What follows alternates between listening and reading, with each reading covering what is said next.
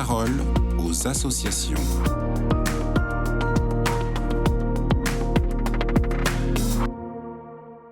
Partons ensemble à la découverte d'une église surnommée en son temps la Byzance à Paris.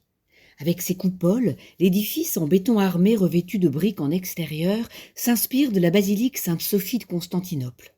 Située sur 2 parcelles entre des immeubles, l'architecte Paul Tournon la conçoit selon 2 axes différents, réunis par un narthex en forme de coupole. 22 mètres de diamètre, 33 mètres de hauteur, entièrement tapissée de mosaïques.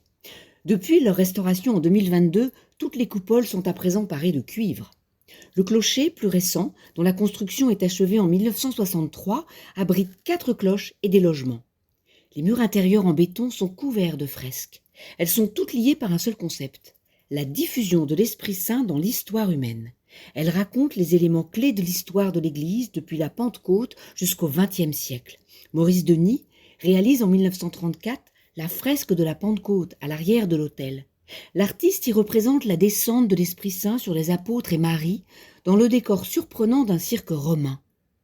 À l'extérieur de l'église, une suite de bas-reliefs illustre les mois de l'année et les fêtes religieuses qui y sont rattachées. C'est visible par tous les passants.